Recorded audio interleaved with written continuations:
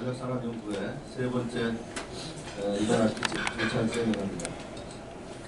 오늘은 배출권 거래제 초미의 관심을 갖고 계신 4기 배출권 거래제에 대해서 살펴보도록 하겠습니다.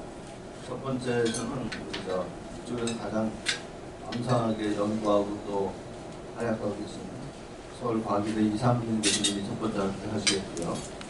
두 번째는 우리 포스리의 기업 측의 의견을 들어봐서 안윤기 상무께서 말씀해 주시겠습니다.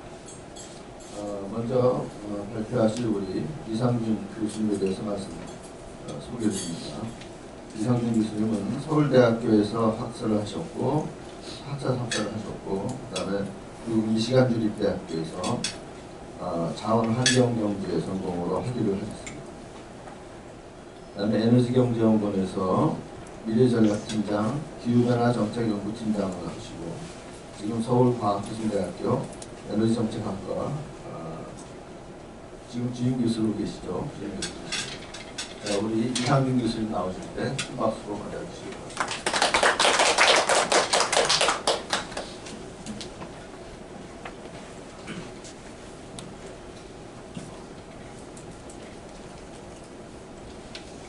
안녕하세요. 서울과기대 이상균입니다. 예, 저는 강연할 때마다 불리하긴 합니다. 우울한 얘기가 좀 심적으로 벌어지기 때문에 상대적으로 좀 불리하긴 한데요. 이른 아침부터 잠 깨는 데는 좋을 것 같습니다. 예, 오늘 말씀드릴 내용은 지금 내년부터 26년부터 배출권 거래제 4기입니다. 배출권 거래제는 2015년부터 시작해서 지금 3기까지가 올해고요. 1기, 2기는 3년씩, 그 다음에 3기부터는 5년의 할당 기간을 두고 계획 기간을 두고 운영을 합니다. 그래서 4기는 26년부터 30년까지 5년의 기간을 운영하는 할당 계획입니다. 배출권 거래제에 대해서 미리 그냥 간단히만 말씀을 드리자면 환경경제학의 모든 문제는 대체로 외부 효과를 어떻게 컨트롤하느냐의 문제로 요약될 수 있어요. 온실가스도 사실은 경제활동에서 생기는 외부 효과죠. 그 외부 효과를 시장적인 수단을 통해서 컨트롤하는 수단이 배출권 거래제인 겁니다. 시장에서 배출권을 처음에 나눠준 다음에 그거를 거래하게 만드는 거죠. 그럼 배출권이 남는 기업들, 감축을 한 기업들은 배출권을 팔 수 있고 배출권이 부족한 기업은 시장에서 구매를 해가지고 충당을 한다면 사회적으로 옵티멀한 수준의 배출량을 달성할 수 있다는 게 배출권 거래제의 원리일 거예요. 그 원리가 과연 우리나라에서 지켜지고 있는지 이 부분은 살펴봐야 될 것 같긴 합니다. 우선 NDC부터 지금 말씀을 드릴게요. NDC가 배출권 거래제 할당의 기본을 좌우하기 때문에 그렇습니다. 2035년 NDC, 이거는 4기랑은 사실은 관계없어요. 그렇지만 앞으로 5기 배출권 거래제 방향을 보여주기 때문에 지금 현재 NDC 논의를 살펴볼 필요는 있을 것 같습니다. 지금 정부가 제시하라는 4개입니다. 48%, 자, 환경부가 기후부가 쓴 워딩 그대로 쓴 겁니다. 48% 감축하는 산업계의 요구를 반영한 안이다. 그 다음에 53% 감축하는 여기에 보시는 것처럼 30년부터 50년까지 선형으로 가는 경로고요. 61% 감축하는 IPCC에서 지금 1.5도라는 걸 지키기 위해서 이 정도는 해야 된다라고 61%라고 권고한 안이 있습니다. 그 다음에 65% 감축하는 플랜 1.5라는 단체라고 해야 되겠죠? 예, 단체에서 제안한 안입니다. 이렇게 지금 공론화를 하고 있습니다. 이렇게 공론화를 하고 있고 요 넷 중에 하나를 선택하거나 아니면은 중간점을 찍든지 이거는 나중에 이제 공론화가 끝나고 결정되는 겁니다. 일단 여기부터 말씀을 드리면 저는 2035 NDC 작업반에 참여했었고 이 자리에 임재규 교수님도 작업반에 참여하셨습니다만 저는 작업반에 NDC 작업에 참여한 사람으로서 저 빨간색은 본 적이 없어요. 즉 공론화는 왜 작업반 밖에 거를 가지고 얘기하는지 잘 모르겠는데 뭐 그거야 지들 맘이니까 뭐 그렇게 한다고 쳐도 언제부터 우리나라 공론화는 1.5라는 소수 집단의 환경단체 안이 공론화에 정부 공론화에 들어와야 되는지 이해는 되지 않습니다. IPCC 권고안에 대해서도 한번 생각해 볼 필요가 있어요. IPCC 권고안은 어떤 나라가 몇 프로 하라는 권고가 아니라 이렇게 정도 했으면 좋겠다고, 이 권고안은 국가 간의 분업을 무시한 수치입니다. 국가 간의 경제 구조라든지 분업 구조가 다른데 그 구조에 대해서는 고려하지 않은 수치이기 때문에 우리나라의 구조를 생각할 때 우리가 61% 가능한지 이런 부분은 따져봐야 되는 건데 숫자만 띡 던져놓고 왜 공론화를 하는지 잘 모르겠어요. 자, 그 중에 가장 세게 나온 건 전력 부분입니다. 전력 부분은 2035년에 18년 대비 몇 프로 줄여야 되냐? 68%에서 79% 줄여야 됩니다. 가장 많이, 그래서 2035년에 온실가스 배출량이 얼마가 돼야 되냐? 지금 24년 기준으로 한 2억 1,800만 톤 배출하고 있거든요. 이게 35년에는 9,200만 톤에서 6,100만 톤, 이 정도 11차 전력 수급 기본계획보다 훨씬 적은 수치입니다. 이렇게 되는 게 지금 정부가 제안하는 수치고, 그러려면 뭐 재생에너지 100기가 넘으면 될지는 잘 모르겠어요. 다음에 산업부분까지만 말씀드리겠습니다. 산업부분은 상대적으로 감축률은 적습니다. 21%에서 30% 이상인데 실제 도출한 안은 20%도 닿지 않습니다. 작업반에서. 왜냐하면 산업부분은 단기에 감축할 수 있는 수단이 적기 때문에 그렇습니다. 지금 뭐 혹시 들어보셨을지 모르겠는데 철강 같은 경우에 수소환원 제철이라는 기술이 있어요. 새로운 철을 만드는 방법이 있습니다. 근데 이거를 간단히만 말씀드리면 이겁니다. 지금까지 인류가 철을 만들어 온 방식 자체가 바뀌는 겁니다. 그동안은 인류가 석탄이라는 걸 써서 철을 환원을 했습니다. 철광석에서 환원을 해서 철강제를 만들었습니다. 근데 그거를 코크스라는 걸 안 쓰고 수소라는 걸 써서 환원을 시켜가지고 수소를 쓰면 CO2가 안 나오게 됩니다. 이 방법으로 철강을 만들겠다라는 게 수소환원 제철이고요. 아마 한 번쯤은 들어보셨을 겁니다. 그런데 경제학적으로 가장 합리적인 질문은 뭐냐면, 수소환원 제철 기술이라는 지배적인 기술이 있습니다. 탄소 중립을 달성할 수 있는, 온실가스 배출하지 않을 거란 이런 지배적인 기술이 있습니다만, 그러면 왜 이런 엄청난 방법이 있는데 여지껏 안 했어요? 뭔가 걸리는 게 있으니까 안 했을 거잖아요. 그러면 35년 이전에 그게 해결이 가능하냐? 진짜 시리어스하게 해결이 가능하냐? 다양한 문제들이 있다라는 겁니다. 이런 문제들이 있기 때문에 사실 21%에 30% 이상 감축이라는 저 전제도 굉장히 도전적일 겁니다. 그나마 철강은 수단이라도 있어요. 자, 시멘트 하나만 예를 더 들어볼까요? 시멘트는 러프하게 말씀드리면 시멘트의 온실가스 배출은 이렇습니다. 클링커를 만들 때마다 비례적으로 온실가스가 나옵니다. 그거는 공정에서 나오는 겁니다. 단순히 연소가 아니라 공정에서 나오는 건데, 그러면은 철하고 똑같습니다. 시멘트를 만드는 방법을 바꿔야 되는데 그런 방법은 알려진 게 없어요. 그러면은 어떻게 해야 되냐? 가장 좋은 방법은 건축 소재를 시멘트로 안 만드는 방법이에요. 자, 그런 방법이 혹시 있는지 알고 계신 분? 그런 시멘트는 뭐 시멘트 공정은 이 러프하게 진짜 문과적인 의미로 표현해드리면 이겁니다. 석회석을 굽는다, 석회석을 빻는다, 석회석을 담는다. 뭐 이렇습니다만, 그 과정에서 사실 그 강도를 만들기 위해서 반응이 일어나는 과정에서 CO2가 배출되거든요. 그런데 석회석이라는 게 석회석에 기반한 클링커라는 걸 사용하지 않고 다른 걸로 건축할 수 있다. 이러면 시멘트 그걸 안 써도 되잖아요.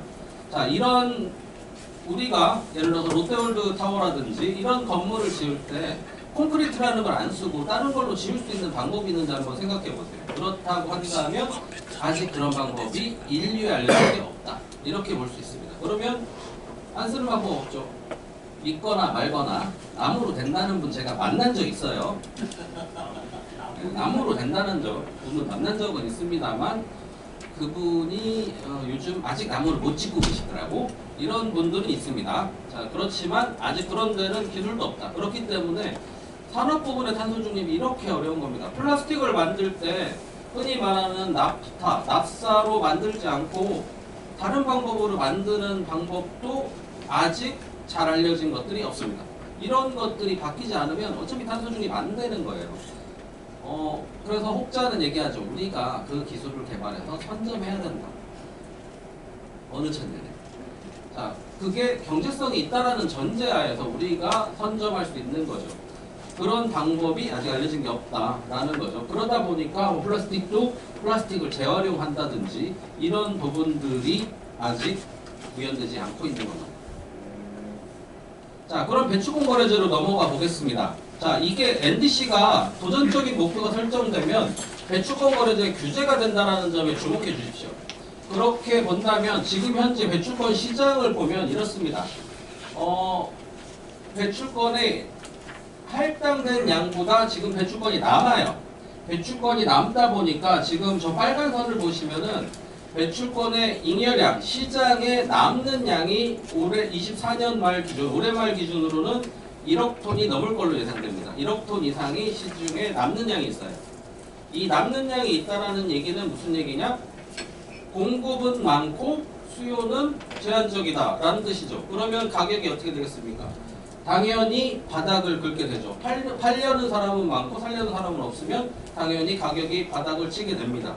이게 현재 배출권의 시장 상황이고요. 자, 그럼 왜 이런 배출권이 왜 남는 시장이 되었냐? 자, 배출권 가격을 본다면 배출권이 남으니까 지금 9,000원대 정도, 만원이 안 되는 가격이 형성되고 있다는 말이죠. 자, 만원이 되지 않는 가격이 형성되니까 일각에서 이렇게 얘기하는 거죠. 배출권 가격이 만원이 안 되면 누가 감축을 하겠니? 배출권이 너무 많이 남는 거 아니니? 자, 그러면 배출권 가격이 왜 이 우리나라는 9,000원대에 지금 고착화되었나? 이렇게 생각해 본다면, 자, 최근에 요 트렌드를 한번 보세요. 그럼 우리나라는 배출권 거래제에서는 나름 이쁜 그림을 그려가고 있던 나라예요. 어떻냐? 15년에 시작해서 19년까지 4만원까지 계속 상승 그래프를 그렸습니다. 다른 나라에서 보기에 한국 시장 굉장히 안정적이다. 물론 이런 것들은 있습니다만 이런 거 제외하고, 자, 꽤 안정적으로 상승하는 그래프를 그렸다라고 하고 있었는데 20년, 21년 요때 배출권 가격이 폭락합니다. 왜 폭락했죠? 누가 봐도 코로나죠. 경제활동이 없으면 온실가스 배출이 없잖아요. 이러니까 배출권 가격이 폭락합니다. 자, 근데 여기에다가 정부가 기름을 확 부어주셨죠. 자, 우리나라만 배출권 가격이 폭락했냐? 딴 데도 배출권 가격이 떨어졌죠. 코로나는 경제활동 자체가 완전히 정지됐으니까요. 떨어졌는데 우리나라가 유독 더 떨어졌어요. 자, 왜 더 떨어졌냐? 당시에 배출권에 2월 제한이라는 게 있었습니다. 배출권이 자기가 남아요. 그러면 남으면 나중에 쓸 수 있도록 뒤로 넘길 수 있는데 제한이 있었어요. 그러면 어떻게 해야 되냐? 팔아야 되죠. 제한이 있으면. 그러니까 사실은 자기가 남더라도 뒤에는 배출권 부족하지 않을까? 이런 기대에 따라서 뒤로 넘기지 못하니까 시장에 배출권이 쏟아지죠. 이렇게 되다 보니까 배출권 가격이 폭락을 하게 된 겁니다. 자, 다음에 다시 올랐죠. 이때 왜냐? 탄소중립 드라이브가 걸렸거든. 걸렸는데 그 뒤에 어떤 일들이 우리나라가 경기가 그닥 아름답지 않단 말이에요. 이러다 보니까 배출권 가격이 다시 떨어지기 시작한 겁니다. 자, 그래서 지금 우리나라는 NDC가 있고 이 NDC에 따라서 배출권을 할당을 합니다. 주황색 부분 정도죠. 자, 할당을 하는 것 당연히 NDC보다 배출권 거래제 할당량은 적습니다. 왜냐하면 NDC의 국가 전체에서 배출권 거래를 차지하는 비중이 한 70% 정도 되거든요. 그러니까 한 100이면 한 70 정도 된다고 생각하시면 돼요. 자, 그런데 배출량은 더 적습니다. 잉여량이 계속 쌓이는 구조죠.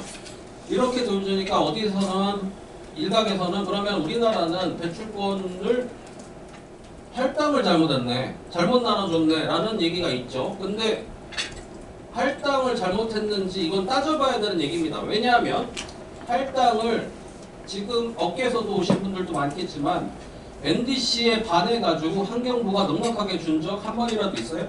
그런 적 없습니다. 그냥 NDC 따라서 한 거예요. 근데 경기가 안 좋으니까 배출량이 줄었죠. 특히나 철강이나 석화가 지금 업황이 안 좋단 말이에요. 철강이나 석유와 합치면 우리나라 산업부분 배출량이 한 반 정도 되거든요.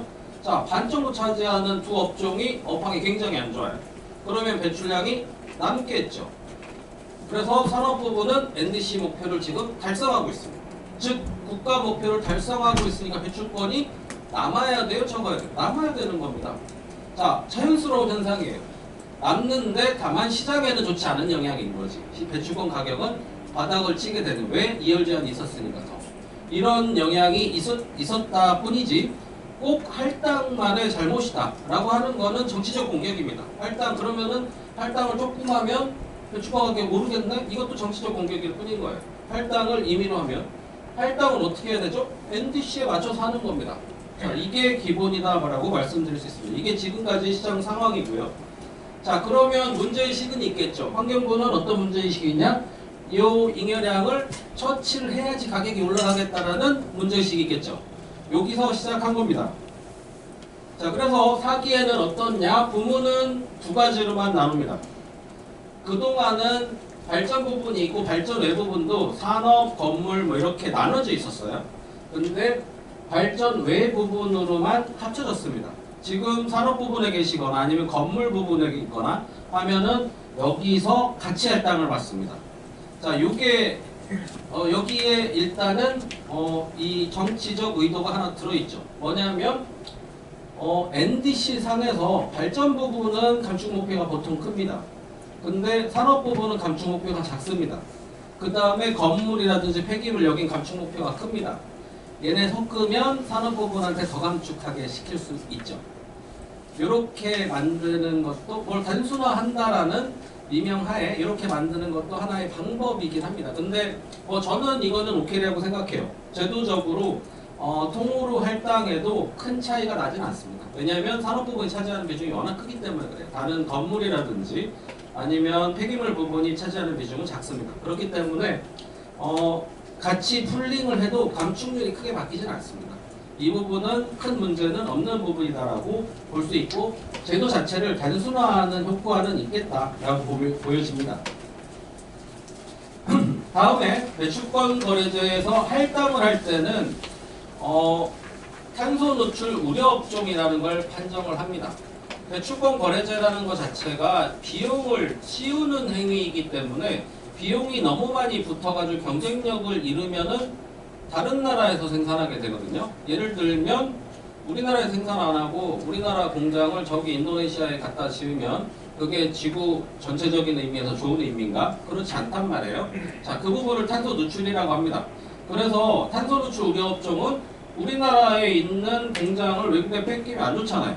이렇기 때문에 탄소 누출이라는 걸 따져서 이 수준을 일정 수준을 넘으면 배출권을 공짜로 나눠줍니다. 처음에 초기 할당을 공짜로 무상으로 나눠줍니다. 자, 그 원리는 대표적으로 이렇습니다.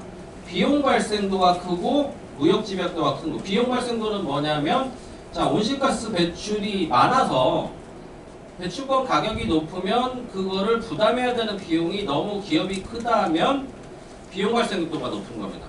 너무 부담이 큰 거. 무역 집약도는 뭐냐면 수출입을 많이 하는 업종. 예를 들면 반도체 업종 같은 경우는 대부분 수출하잖아요. 수출이 많은 업종에 높은 가격을 씌우면 어떻게 되죠? 수출 경쟁력이 없어집니다.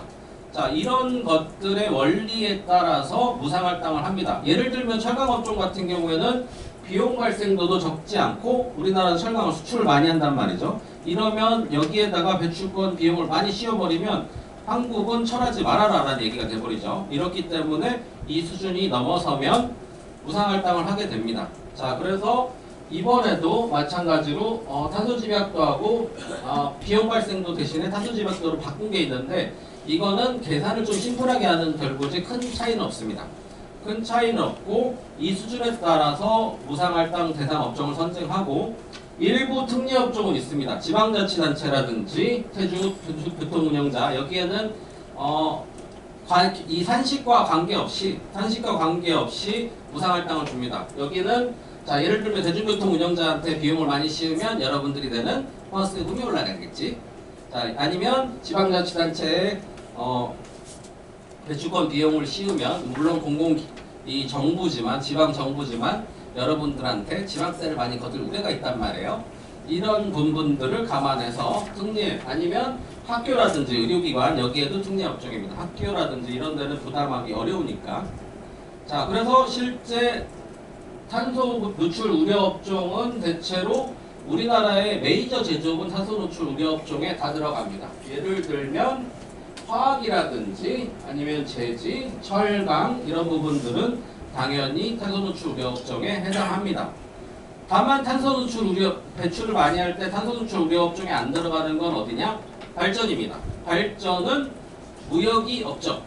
수출이 없단 말이에요. 그러니까 거기가 앞에 산식에서 보면 얘가 0이 곱해진단 말이에요. 0 곱하면 뭐에 0 곱하기 0이죠. 이러니까 탄소 노출 우려 업종에 해당하지 않습니다. 그래서 발전 부분은 그래서 유상할당을 한다. 이렇게 보시면 될 것 같습니다. 자, 이번에 나눠주는 특징은 이렇게 나눠줍니다. 가장 큰 차이는 배출 허용 총량은 이렇게 구별됩니다. 처음에 나눠줄 때 어떻게 나눠주냐면 사전에 기업들이 받아가는 양, 자, 기업들이 받아가실 수 있는 양이고요. 그 다음에 예비분 두 개를 둡니다. 기타용도 예비분과 시장 안정화 조치용도 예비분을 둡니다. 원래는 기타용도 예비분만 있었어요. 처음에 자, 이게 원리를 이렇게 이해하시면 간단합니다. 배출권을 나눠주는데 사전할당량 말고 기타용도 예비분은 뭐냐? 신증설. 자, 기업이 처음에 배출권 거래제 업종에 다 나눠져 버리면 새로 지으면 어떻게 해야 돼요? 자, 이런 게 문제가 되죠. 새로 공장을 확장하려면 어떻게 해야 돼요? 그러면 배출권 0이 되잖아요. 하나도 못 받은 거잖아요. 그렇기 때문에 그런 애들한테 나눠주기 위해서 기타 용도 예비분을 둡니다. 증설을 할 때 얘네도 할당을 받아라. 어떻게 할당할지 이 부분을 두고, 자, 여기까지 있었어요. 지금까지는 3기까지는 여기까지 있었는데 이번에는 시장 안정화 조치 예비분이라는 게 열로 들어왔습니다. 원래는 밖에 있었어요. 나눠주는 양 밖에 있었는데 얘를 열로 끌고 들어온 겁니다. 즉 얘를 많이 잡으면 시장 안정화 조치 예비분을 많이 잡으면 어떤 일이 일어나냐? 받아가는 양이 줄어드시게 되겠죠. 자, 요 원리입니다. 여기를 쭉 잡으면 여기 기업에 나눠주는 양이 확 줄어들죠. 자, 그래서 이번에 어떻게 되었냐? 자, 사전 할당량이 있고요. 그 다음에 발전 부분, 발전 외 부분으로 할당하니까 이건 당연히 그 사전 할당량의 합입니다. 그리고 기타 용도 예비분이 잡혀 있고 시장 안정화 용도 예비분이 1억 300만 톤이 잡혀 있습니다. 자, 1억 300만 톤. 자, 이거는 새로 미리 나눠주는 양에서 빼도록 새로 바뀌었다고 했잖아요. 자, 한 4% 정도 빼고 주는 거예요. 자, 요게 이번에 가장 많이 바뀐 겁니다. 4% 정도 빼고 주는데, 자, 이거 얼마였을까요? 과거에 3기에 그전에는 밖에 있었기 때문에 사실은 상관도 없었죠. 시장 안정화 조치 예비분이 1,400만 톤이었습니다. 지금 1억 300만 톤.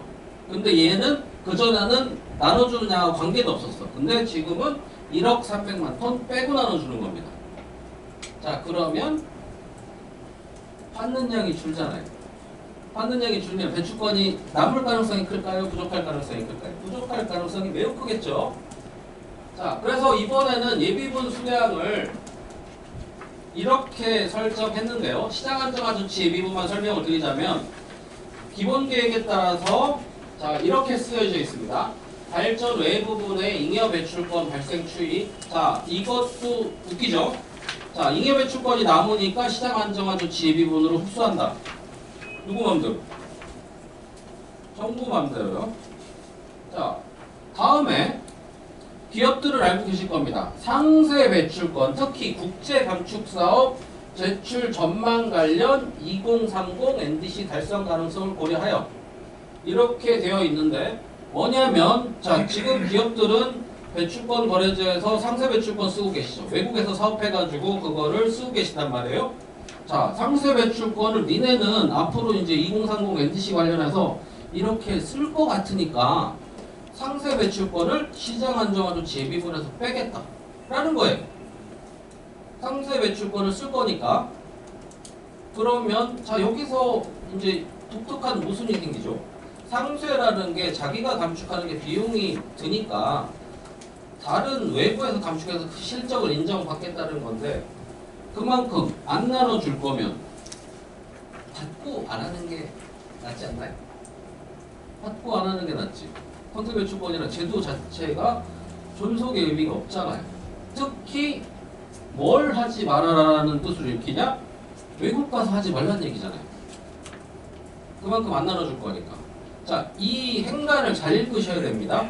자, 이렇게 미리 안 나눠자. 앞으로 네가 외국에 가서 감축해서 그 실적을 인정받으면 배출권을 덜 나눠준다는 얘기니까 앞으로 이딴 거 하지 말아라라는 얘기죠. 뭐냐? 너만 감축해라라는 뜻으로 읽히는 겁니다. 이 부분이 하나의 특징이라고 말씀드릴 수 있습니다. 즉, 되게 사실은 저는 뭐 외부 회의에서 상세를 왜 해요? 지가 감축해야지. 이런 얘기 많이 들어봤거든요. 환경단체들로부터. 자, 그 의지가 투영돼 있다. 근데 배출권 거래제의 원리는 비용 효과적으로 감축하는 게 원리입니다. 그러니까 이콘 101 또는 뭐 인바이러먼털 이콘 101을 안 배우면 이렇게 되는 겁니다. 요런 게 지금 현재 특징이다. 1억 3천만 톤, 300만 톤을 뺐다. 기존에는 1,400만 톤 빼던 거에서 1,400만 톤은 근데 나눠주는 양에서 빼지도 않았어요. 자, 이 정도의 차이가 있다라고 할 수 있습니다. 실제 뭐 뒤에 안윤기 상무님께서 말씀하겠지만 업계에서 지금 분석하기에는 3기 대비 평균 나눠주는 양이 15에서 20% 줄었습니다. 실제 사전에 나눠주는 양이. 그럼 그 나중에 나눠줄 거냐? 몰라요.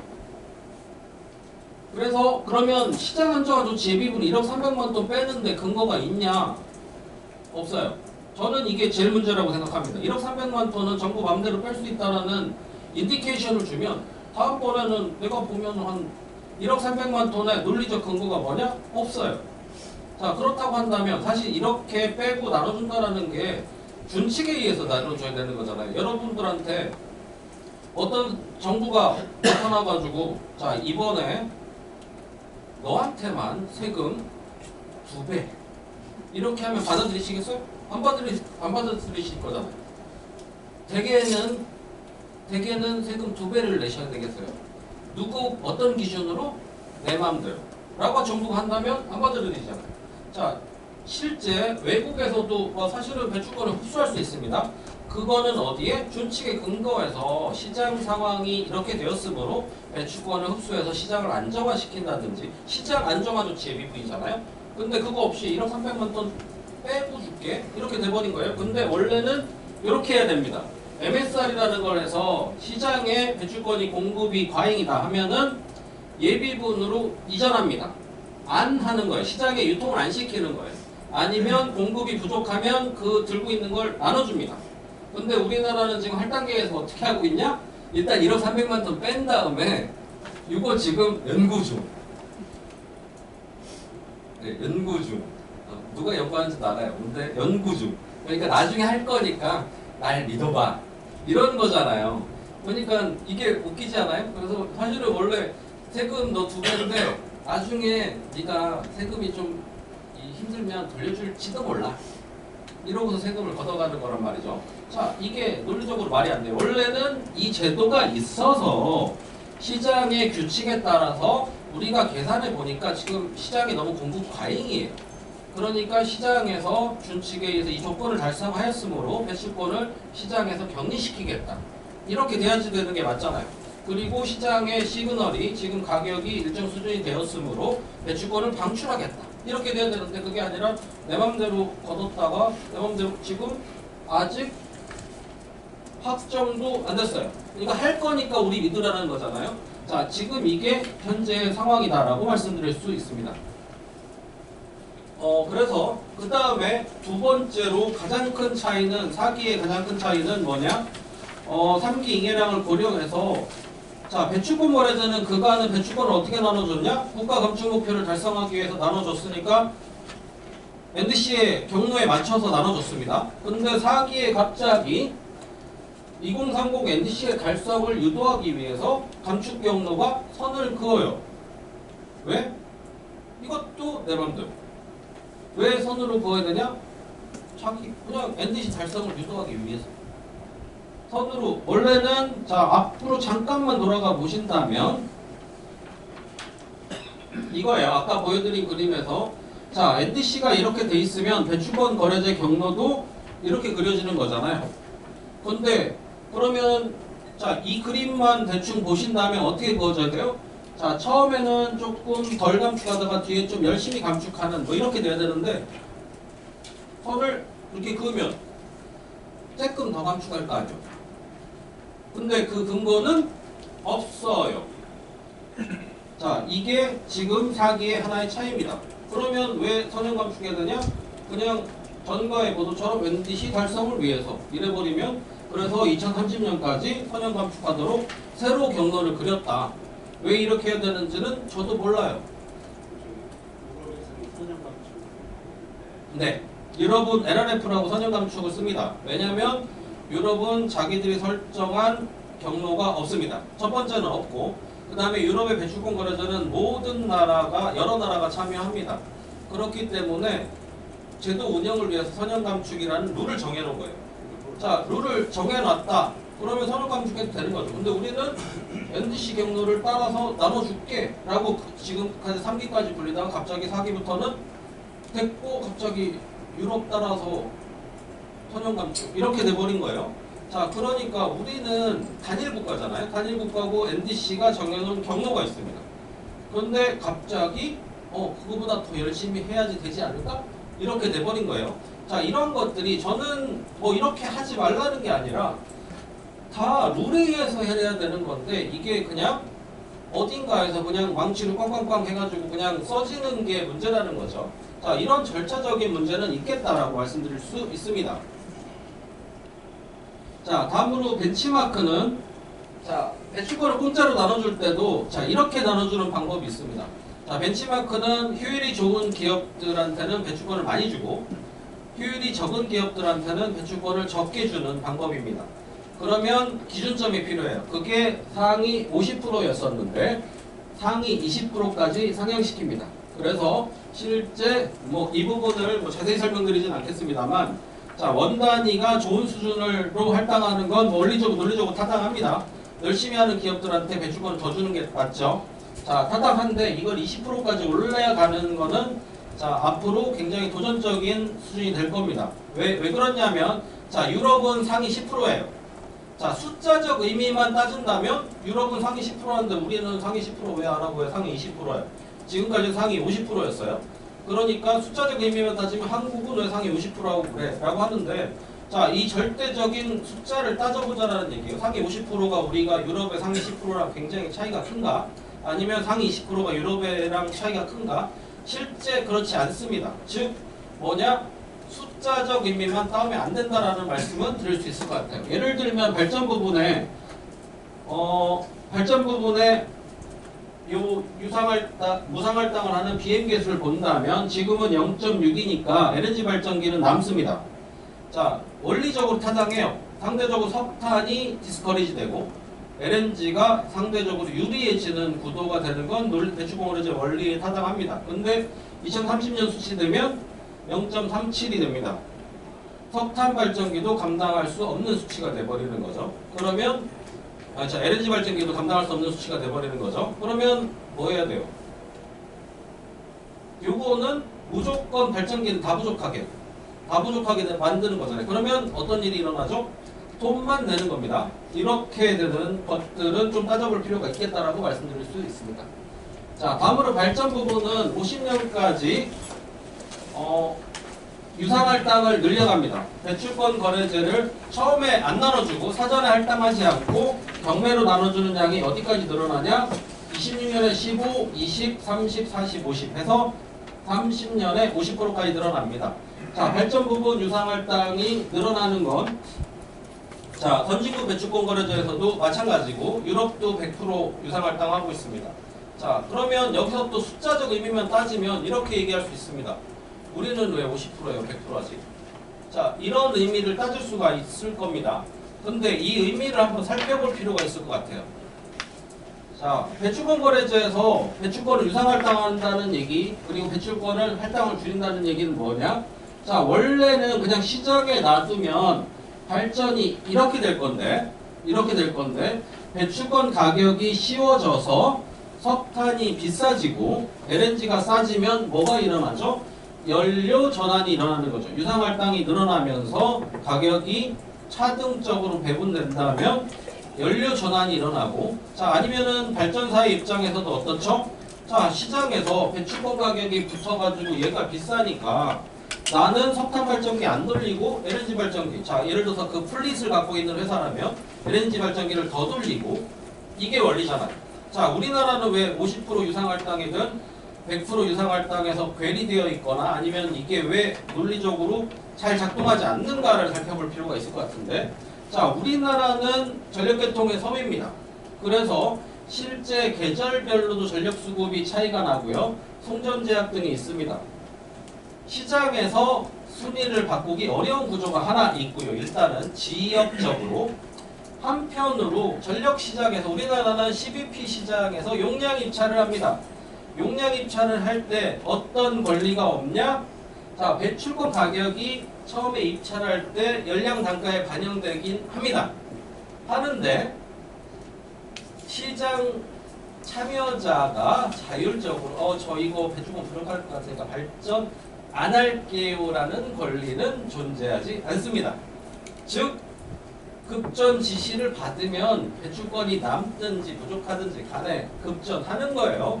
즉 시장에서 발전하지 않을 권리가 없는 게 우리나라의 전력시장입니다. 그러면 발전소는 어떻게 해야 돼요? 배출권이 많이 비싸진다 하면은 급전지시 잘못 받으면 손해날 수도 있어요. 시장에 그냥 내가 선택할 권리가 없는 한에서는 원래는 뭐예요? 안 받을게요 해버리면 되는데 그게 안 되는 거죠. 자, 이런 것들을 보면 아직 시장에서 작동하지 않을 가능성이 크다. 유상할당이라는 게 사실 그렇게 워킹하지 않을 가능성이 큰데다가 한편으로 기후환경 요금에 지금 현재 기후환경 요금에 1.1원 정도, 기후환경 요금이 한 9원 정도 되는데 그 중에 배출권분 한 1.1원 정도 됩니다. 요게 전기요금에 붙어 있습니다. 여러분이 집에서 받는 전기요금에 9원 정도 붙어 있고 그 중에 배출권 1원밖에 안 돼요. 근데 그러면 그게 소비자들한테, 자, 발전 사업자는 전기 수요가 있으니까 발전하는 거잖아요. 소비자들한테 전달이 돼서 소비자들이 전기요금이 비싸졌으니까 전기를 아껴 쓰든지 줄여 쓰든지 해야 되겠다라는 시그널이 가야 되는데, 기후환경 요금 지금 2025년이잖아요. 2023년치 내고 계신 겁니다. 그 뒤에 오른 거는 안 반영됐어요. 원래 이것도 1년마다 사실 사후적으로라도 1년마다 작년치를 올려야 되는데 이것도 올리지 않았어요. 근데 여기에 뭐 임정민 교수도 있지만 실제 노출되면 앞으로 자 이렇게 유상활동 한다면 기후환경 요금이 올라가겠죠. 올라가는데 그게 적시에 반영 안 되면 의미가 없는 겁니다. 이런 부분들이 아직 우리의 맹점으로 있다. 자, 그래서 배경련 환경협에서 분석한 결과도 이렇습니다. 자, 유상활동 기준 우리가 50% 가죠. 50%의 배출권 가격 3만원. 뭐 이거는 굉장히 저는 프라버블하다고 봅니다. 프라버블하다고 본다면 도매 가격은 18원, 그 중에 반을 전가한다고 보면 전기요금은 9.4원 오르게 됩니다. 제가 아까 기후환경 요금이 얼마라고 했죠? 배출권분은 1.1원이라고 했죠. 즉 8배에서 9배 사이 정도 올라가게 됩니다. 자, 이것도 보수적인 추정치라고 저는 생각해요. 자, 그러면 앞으로 여러분들의 전기요금표에서 9원 정도 오르게 되는 겁니다.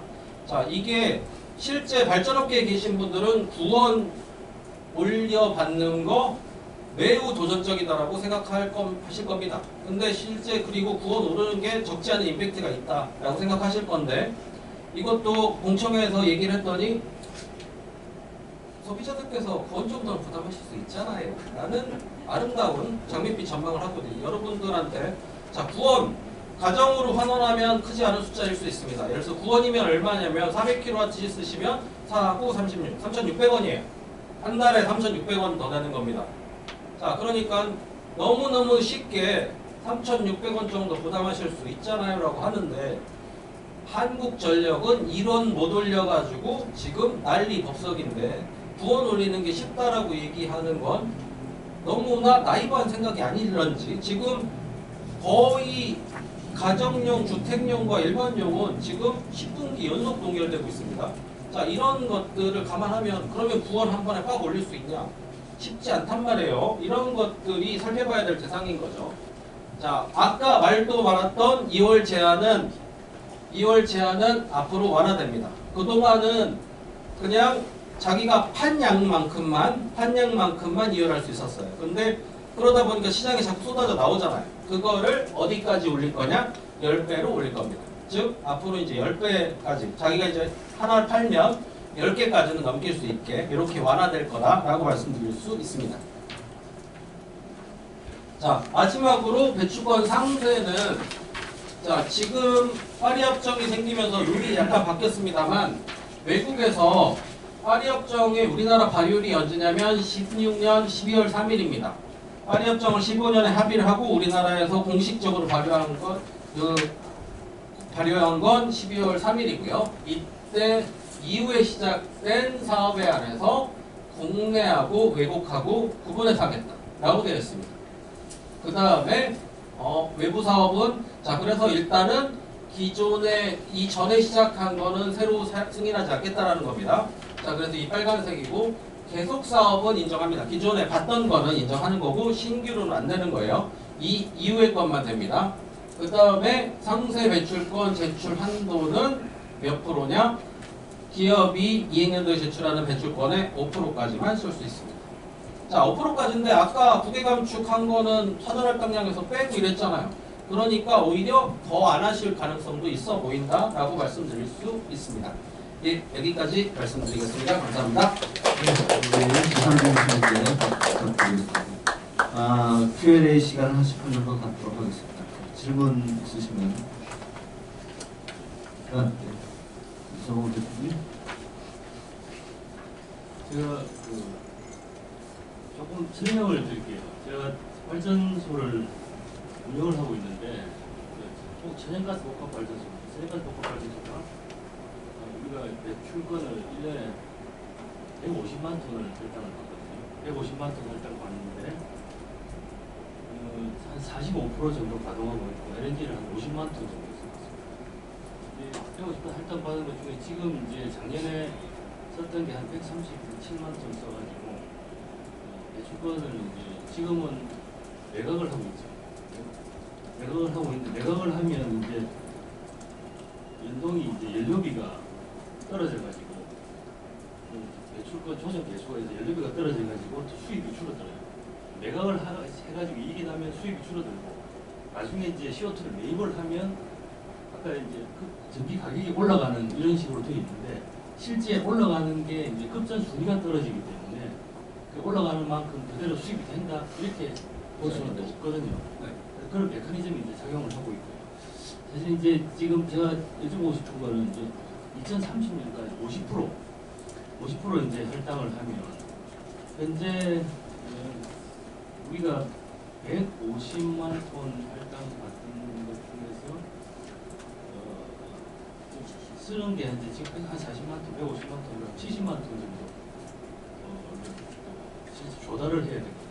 현재 지금 사실 발전소들이 이제 조금 천연가스 발전소들이 할당을 많이 받아가지고 약간 미뤄서 2월 할 수 있는 게 있어가지고 2030년까지 2월이 가능하고 그때부터는 당장 이제 부족해서 사는데 50%를 당장 다 사는 게 아니라 조금 남아 있는 게 있기 때문에 부담은 그때 많이 생기긴 하지만 당장 이렇게 많은 부담 생기지는 않는데 이렇게 되면 앞으로 2030년 이후에 이걸 얼마만큼 더 올릴 거냐 이게 한 50% 넘는 거거든요. 150만 톤에 만 원이면 150만 톤 75억인데 사실 저희들이 보통 이익이 1년에 한 400억에서 한 500억 정도 이제 나는데 재정 이익이 75억 정도가 부담이 되죠. 이제 줄어들고 이게 만약에 이제 한 100%까지 올라간다든지 이런 식이 생기면 계속해서 이제 그 화석 연료 발전소들을 경쟁력을 떨어뜨리게 되죠. 석탄이 제일 먼저 이제 2040년까지 석탄을 개시하게 되니까 먼저 갈 거고, 그다음 LNG 발전소도 점점 이제 경쟁력을 잃어가는 이런 모양이 정부에서 이제 의도하는 바이라고 생각이 됩니다. 지금 2030년 이후에 어떤 그 방향성이 있을 것 같은지 하고요. 두 번째는 저도 이제 해외에서 매출권을 더 낮은 가격, 지금은 사실 9,000원 만 원밖에 안 하는데 우리나라도 한 4만 원, 5만 원 올라간 레코드가 있고 향후에도 또 올라갈 가능성이 얼마든지 있거든요. 그래서 이게 해외에서 이제 만약에 이게 사업을 해가지고 확보를 해서 갖고 오자 했을 때 약간 이제 설명이 잘 있었겠지. 그게 뭐 가격에 따라서 이제 솔직히 낮은 가격으로 확보한다면 모르겠는데 사실 그게 쉽지는 않지만 아무튼 그런 생각도 하고 있는데 이 부분에 대해서는 정부에서 어떤 방향을 갖고 있을지 지금까지 아까 설명하신 그 정도에서 끝일지 아니면 적극적으로 국제간 방송이나 이런 것들도 이제 유럽 쪽에서 그걸 할 수도 있는데 우리나라는 아직 이게 잘 메커니즘이 작동하지 않는 것 같아요. 그래서 그 부분 두 가지 좀 네, 첫 번째 질문하신 거는 일단은 이번에 배추공거래제 이 정부위원회나 여기 공면에서의 지금 의도는 앞으로 정치야 여러 번 바뀔 수 있겠습니다만은 사기 이후에는 100% 이상 할당할 계획을 갖고 있는 걸로 판단입니다. 발전 부분은 최소한 100% 이상 할당을 해야 되겠다는 5기부터는 2031년부터는 이 생각이 있는 게 굉장히 강하게 느껴졌다라고 말씀드릴 수 있을 것 같고요. 두 번째로는 해외 사업은 저는 온실가스는 글로벌한 문제라고 하면 우리나라가 외국에서 사업을 해서 감축 성과를 내는 게 전 지구적 차원에서는 전혀 문제가 되지 않습니다. 근데 자꾸 이제 외부 사업의 비중이라든지 외부 사업, 해외 사업의 이 배추공거래제에서 문제가 삼고 있는 건 배추공거래제로 NDC를 달성해야 되는데 외국 거를 쓰면은 우리나라 온실가스 배출량에 안 잡히잖아요. 자, 이 논리를 문제에 삼고 있는데 저는 그게 왜 문제인지는 잘 모르겠어요. 왜냐하면 지구적으로는 줄였잖아요. 정부에서 지금 그 할당을 이제 배출권을 줄여가지고 국제가 줄여서 갖고 와서 우리나라에 나눠준다든지 그거는 있는 것 같은데. 예, 그 부분은 정부 돈 쓰는 거고요. 예. 기업이 지금 자기 배추공거래제 목표 달성을 위해서 외국에서 사업을 한다. 이거를 지금 이번에 사기 할당 계획에서는 굉장히 디스커리지 시키고 있다. 그러니까 하지 말라라는 의도를 읽힌다라고 이렇게 보여집니다. 공 교수님.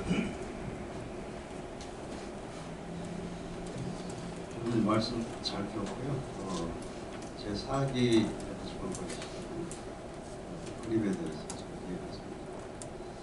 우선 제가 생각하는 거는 아까 여유분, 적정 여유분이라고 하는 거를 어떤 객관적으로 어떤 기준을 정할 필요가 있겠다. 지금 환경부가 자의적으로 정하고 있다는 말씀하셨는데, 예를 들면 이제 외환보유액 같은 경우는 그 개념이 비슷할 거예요. 환율 안정에 외환보유액을 일정을 보유를 하고 있다가 이제 환율 안정시키기 위해 쓰는데, 이것도 배출권 가격을 안정시키기 위해 쓴다면 적정 외환보유액이라는 그 개념은 항상 우리 경제학에 얘기 많이 하잖아요. GDP 대비 얼마. 이것도 예를 들어서 할당량 대비 얼마. 이렇게 해가지고 뭔가 기준을 좀 정해야 되지 않습니까? 지금 1% 너무 많은 것 같죠. 네? 두 번째는 지금 우리가 보면은 아까 제가 말씀드렸다시피 배추권 공급자는 물론 시장에서 공급자가 있긴 하지만 사업자가 기본적으로 할당을 해주는 주체는 정부가 자의적은 아니고 일정한 정치 의회에 하겠지만 공급은 정부가 독점적으로 하고 수요는 또 기업들이 많이 하죠. 그렇게 돼 있는데 그러다 보니까 시장이 굉장히 얇고 그야말로 성숙되지 못한 가격이 굉장히 변동 가능성이 높고 그런 상황인데, 그렇다면 우리가 이제 이런 사기가 됐으면 1, 2기는 정착기간이다 이렇게 봤다면 이걸 좀 성숙시킬 수 있는 그런 대안들이 뭐가 있나? 저는 예를 들어서 무슨 현물 거래가 지금 우리는 100%인데 선물 거래도 좀 도입을 하고 유럽 같은 옵션, 사진 상품 이렇게 한다면 또 여기 시장 참가자들을 좀뭐 금융교환도 그렇고 증권사도 개인도 들어갈 수 있고 한다면 좀 더 저 시장이 좀 두꺼워지고 안정적으로 운영될 수 있지 않을까 이런 생각입니다.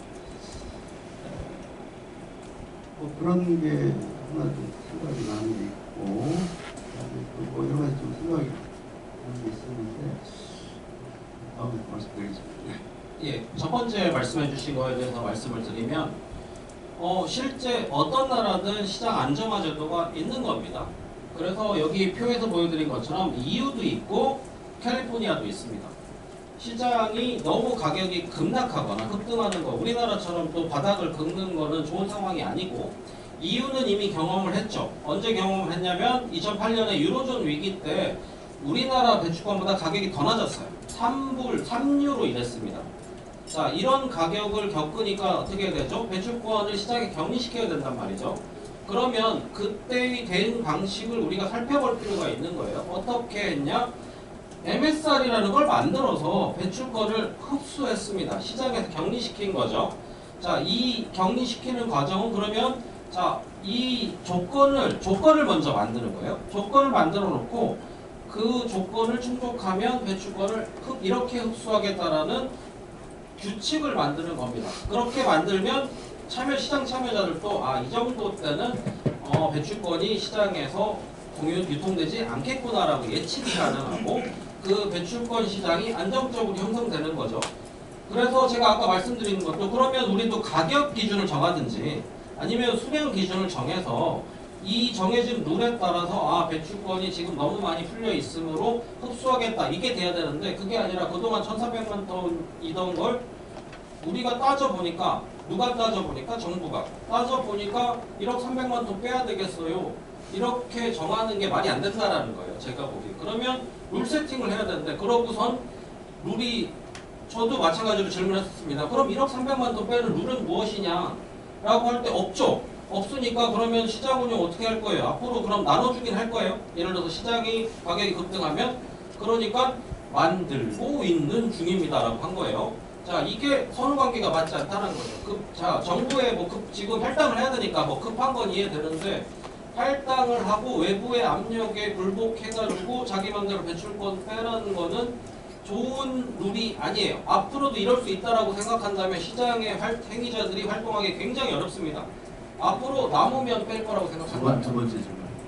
네, 두 번째 질문, 그 다음에 두 번째 질문에 대해서 말씀을 드리자면 시장 참여자의 확대에 대해서는 의견이 공존하긴 합니다. 지금 시장에서도. 왜냐하면 자, 유럽은 다 배추권 가격이 여러분들이 보는 EUA 가격은 전부 선물 가격입니다. 우리가 보는 배추권 가격은 전부 현물 가격입니다. 스팟마켓 가격입니다.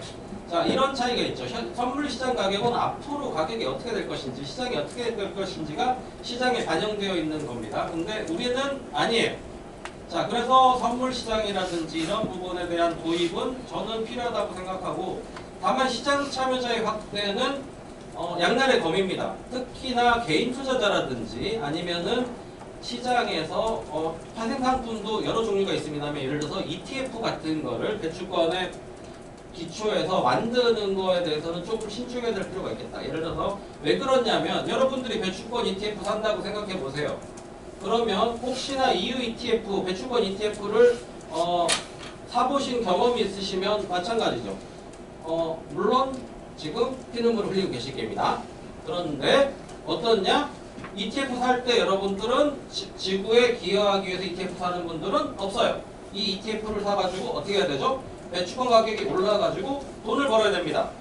자, 이게 개인 투자자의 원리라면 우리는 왜 양날의 검이냐? 이유는 되고 이유는 참여자가 많고 시장이 굉장히 큽니다. 근데 아까 말씀해 주신 대로 시장이 작으니까 실제도 금융권에서도 부담스러워해요. 시장이 작으니까 개인의 ETF를 만들면 시장이 잘못하면 다수에 의해서 조작도 가능하다라는 가능성이 있기 때문에 그 양날의 검이 좀 있다라는 얘기가 있습니다. 다음 질문.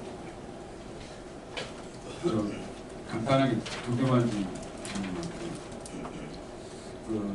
첫 번째 탄소 누출 지금 계산을 하고 바뀌어졌지 않습니까? 그렇죠?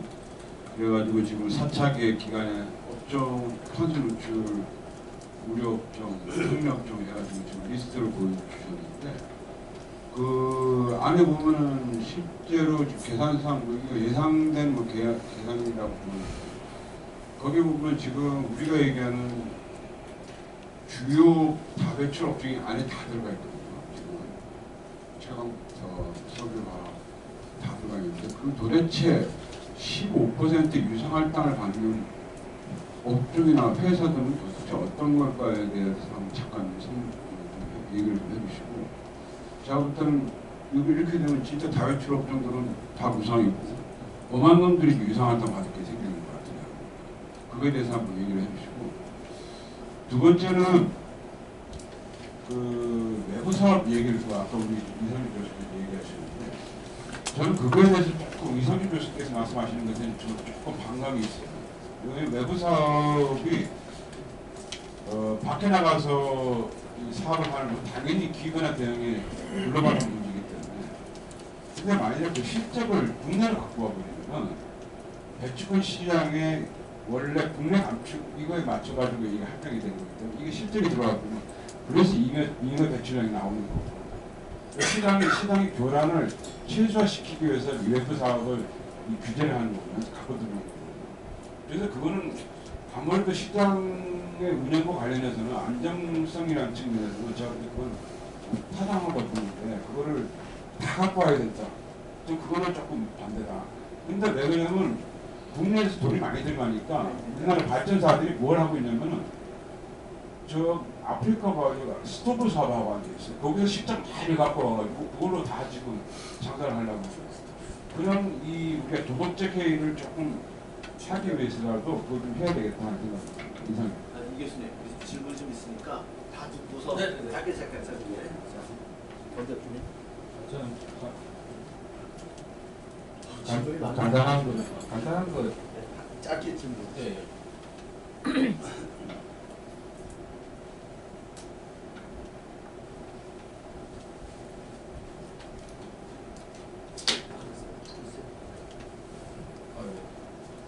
저는 그 연료전지 그 발전소 운영하고 있는데 그 아까 이 발전 부분에 보면은 1번도 아니고 2번도 아니고 3번도 아니고 우리는 아무데도 해당 안 되는 것 같아가지고 그래서 우리는 그 20메가 이하거든요.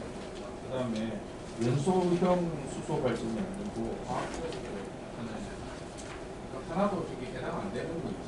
그게 궁금하고요. 또 하나는 맨 마지막에 그 설명한 것 중에 그 보면은 그 S&P 배나분의 50%만 전기요금 인상분으로 반영했는데 그럼 나머지 50%는 어디서 어디서 비용을 내는 건지 그게 좀 궁금해요.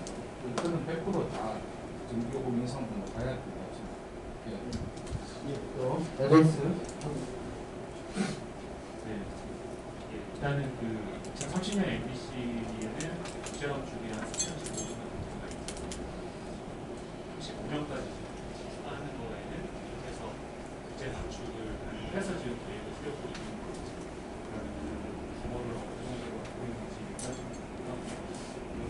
교수님 말씀 주셨는데 참고로 말씀드리면 지금 사실상 해외 건축이 연에 한 더 많아야 500만 톤이고 그 다음에 실제로 지금 개발된 게 파리 체제로 바뀐 다음에 실제 개발하기가 더 어려워져서 사실 예상은 전에 100만 톤, 200만 톤 수준밖에 안 돼가지고 시장이 큰 임팩트가 없다.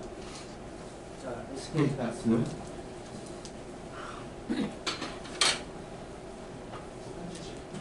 두 가지 질문이 있습니다. 첫 번째는 30년 유상할 때 터지면 발전 공급들이 대사원 소호적 발행 수준의 돈이 나온다고 하는데 이게 실제로 판정에서 연료비 조정 단가에서 분기별로 산정하고 있는데 배출권 비율이 기후 환경 요금으로 판정이 부담이 터지면 분기별로 좀 쪼개져가지고 좀 실시간적으로 잔액이 내려서 바뀌는 것이 이런 방향성 논의 될수 있는 건지가 좀 궁금하고요. 두 번째는 이번 주 일요일 날 통과를 탄소중 기본법의 내용이 있는데 매년 MDC는 점검해가지고 9월에 이행 점검하고 60일 내에 이제 앞으로 어떻게 대응할 건지를 계획을 제출하게 법안이 되어 있는데 이게 이제 배출권 거래제에서 시장 안정화 조치나 이런 거에 시장 좀 영향을 줄 수 있는 것들 보완이 자, 여기까지만 하겠습니다. 네, 저도 하나만 할게요. 네. 아까 CBP 때문에 그랬는데, 그러면 만약에 전력시장 가격 입찰대로 하면 좀 나아지지 않냐. 제가 제 포인트는 뭐냐면은 배치권 거래시장 자체를 뭐 선물시장화 이렇게 하는 것도 중요하지만 그걸 뒷받침하고 있는 다른 에너지 마켓의 유연성이 더 중요하지 않느냐. 자, 지금 다 네, 첫 번째로 그 유상할당에 대해서 말씀을 해주셨는데요. 유상할당 기준은 이렇게 보시면 됩니다. 이후의 기준과 다르지 않고 실제 이후에서도 이러한 기준으로 따지면 이런 업종들이 유상할당 대상이 빠집니다. 그러니까 우리가 특별하지 않다. 그리고 실제 유럽도 철강, 석유와 뭐 이런 업종들은 유상할당 대상에서 빠집니다. 빠지고 그게 이제 시밤을 하면서 앞으로 그게 조정이 됩니다만 그 시밤이라는 게 전제가 돼 있기 때문에 그래요. 이렇기 때문에 유럽과 크게 괴리되어 있지 않다. 유럽도 사실 실제 유상할당을 받는 산업부분의 업종들은 가구제조 이라든지 이런 좀 국내 내수형 산업들 이런 산업들이 상대적으로 유상할당이 먼저 되더라. 그래서 실제로는 유상할당을 증가할 때 가장 집중되는 건 발전 부분이다 라고 말씀드릴 수 있을 것 같고요.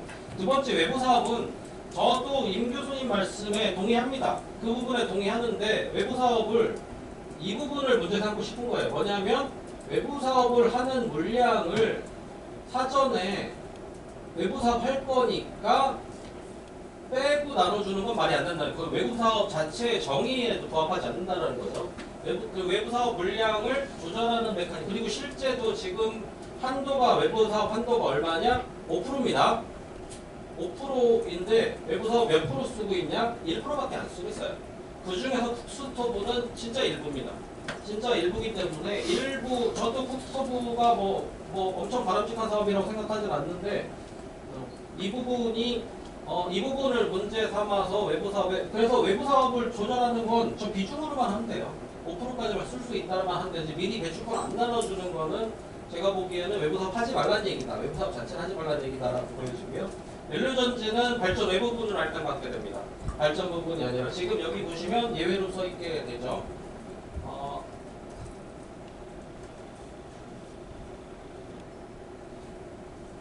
수소의 전기화학적 반응 전력 생산 연료전지 발전 시설은 제외 있고 발전 외부부나 발전부에 속하는 사업장에서 하는 모든 사업장이기 때문에 이거는 아마도 발전 외부분일 것 같습니다. 이건 제가 저 실무적 디테일까지는 잘 모르기 때문에 확인해 보셔야 될 것 같고요.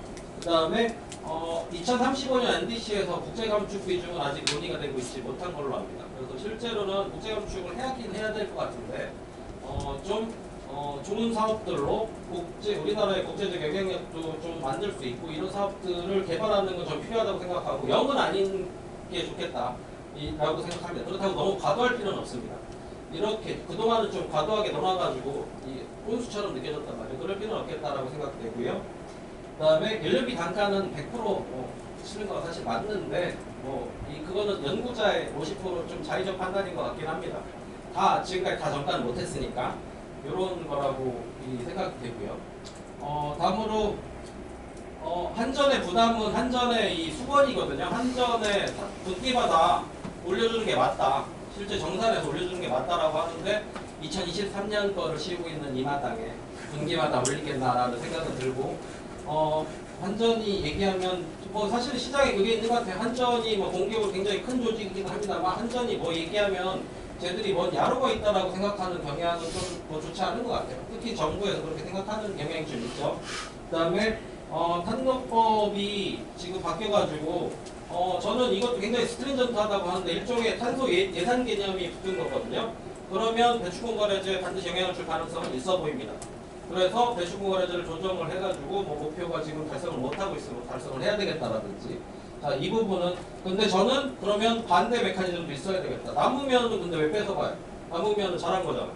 자, 이 부분도 있어야 되겠다라고 말씀드리겠습니다. 그렇고 마지막으로는 전력시장 저는 배출권 시장이 제대로 서려면 전력시장 개편이 더 빨라야 된다고 생각합니다. 그 부분은 급선무인데 전력시장에 저도 기형평가 실무위를 하고 있지만 전설의 이 전력시장 운영 규칙이라는 게 있죠. 안 본 사람은 없어도 끝까지 본 사람 아무도 없다라는 규칙이 있는데 왜냐? 시장을 자꾸 뭐를 규칙으로 운영을 하려고 하니까 규칙이 쌓이는 거예요. 그게 아니라 시장의 룰로 해야 되는 거죠. 그러면 규칙이 필요 없어지는 겁니다. 이게 필요한 것 같습니다. 예. 먼저 짧은 시간에 열심히 답해주신 우리 이상준 교수님께 다시 한번 박수. 자, 우리 시간이 많이 지나서 5분만 딱 브레이크.